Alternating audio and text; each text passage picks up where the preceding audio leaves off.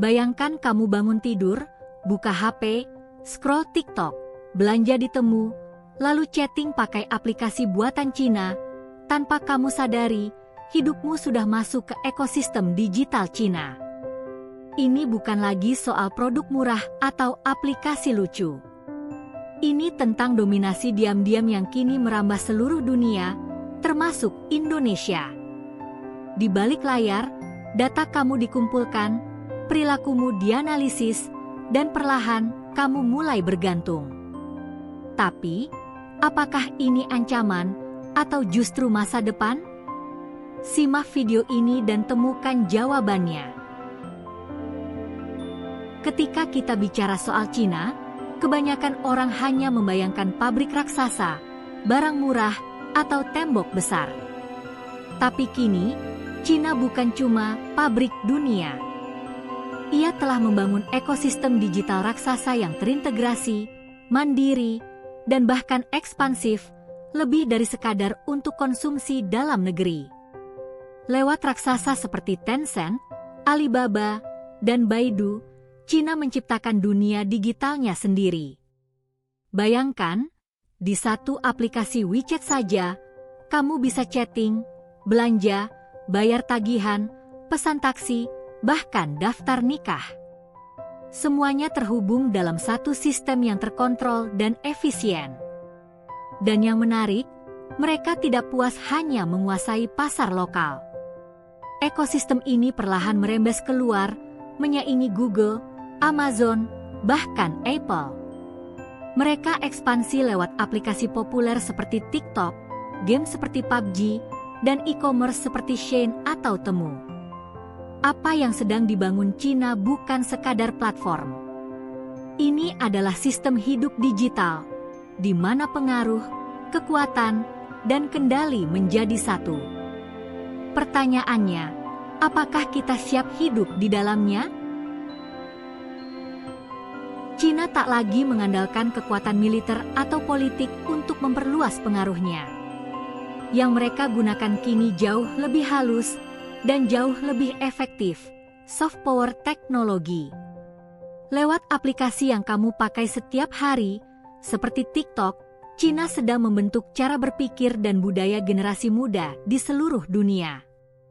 Ini bukan sekadar hiburan, ini adalah alat pengaruh global yang menyamar jadi konten viral.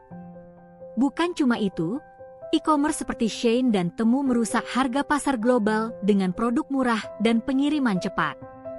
Hasilnya, brand lokal dan bahkan raksasa barat pun mulai keteteran. Mereka bukan cuma menjual barang, mereka menciptakan ketergantungan baru. Di sektor teknologi tinggi, raksasa seperti Huawei dan ZTE memperluas jaringan 5G ke puluhan negara berkembang. Infrastruktur komunikasi dunia pelan-pelan dibangun oleh Cina, bukan sekadar untuk koneksi, tapi juga untuk pengaruh jangka panjang. Diam-diam, Cina tak perlu perang. Cukup dengan teknologi, mereka hadir, menguasai, dan perlahan membuat dunia bergantung. Di era digital, data adalah mata uang baru, dan Cina tahu persis cara memanfaatkannya. Setiap kali kamu membuka aplikasi seperti TikTok, belanja di Temu, atau sekadar scroll video lucu, kamu tidak hanya menjadi pengguna, kamu juga sedang menyumbangkan data. Data tentang apa yang kamu suka, berapa lama kamu menonton, kapan kamu aktif, bahkan ekspresi wajahmu saat menatap layar. Semua direkam, dianalisis, dan disimpan. Dan di balik itu, ada algoritma canggih milik perusahaan Cina yang mengolah data tersebut untuk menciptakan konten, iklan, dan pola konsumsi yang makin sulit ditolak. Tapi ini bukan sekadar soal iklan atau tren viral. Ini adalah bentuk kendali tak terlihat. Dengan big data dalam skala besar, Cina tak hanya memahami konsumen global, mereka bisa memprediksi dan mengarahkan perilaku. Bahkan beberapa ahli menyebut ini sebagai bentuk digital manipulasi paling canggih saat ini. Isu privasi pun mencuat. Apakah data kita benar-benar aman? Apakah server mereka benar-benar bebas dari pengawasan pemerintah? Tidak ada yang bisa menjamin. Inilah kekuatan sejati ekosistem digital Cina, bukan cuma teknologi yang canggih, tapi kemampuannya menciptakan ketergantungan dan mengendalikan tanpa paksaan. Kamu pikir kamu memilih, padahal mungkin kamu sedang diarahkan. Saat ini, dunia secara perlahan, bahkan tanpa sadar, mulai bergantung pada Cina. Bukan lagi sekadar tempat produksi murah, tapi sebagai tulang punggung ekonomi dan teknologi global. Dari pabrik chip, baterai kendaraan listrik, hingga perangkat server untuk AI, sebagian besar rantai pasok dunia kini mengandalkan Cina. Bahkan perusahaan teknologi raksasa dari Amerika, Eropa, hingga Jepang sekalipun, tak bisa lepas dari bahan baku dan komponen yang dibuat atau dirakit di sana. Contoh sederhana, ponsel cerdas yang kamu pegang sekarang, sebagian besar komponennya, mulai dari layar hingga modul kamera, kemungkinan besar berasal dari Cina, langsung maupun tidak langsung. Tak berhenti di situ. Negara-negara berkembang di Asia, Afrika, bahkan Eropa Timur, kini ikut masuk dalam jebakan ekosistem lewat investasi infrastruktur digital dari Huawei, ZTE, dan kawan-kawannya. Mereka membangun jaringan 5G, sistem pengawasan pintar, bahkan aplikasi pemerintah digital, semua buatan Cina. Masalahnya, ketika semua sudah terhubung, siapa yang bisa benar-benar keluar? Bukan cuma individu, negara pun terjebak. Ini seperti masuk ke taman digital yang indah, lengkap, dan efisien, tapi pintunya hanya satu arah. Kamu bisa masuk dengan mudah, tapi keluar? Hampir mustahil tanpa risiko besar. Cina tak lagi butuh senjata. Ketergantungan adalah alat penaklukannya. Apakah semua ini hanya kebetulan?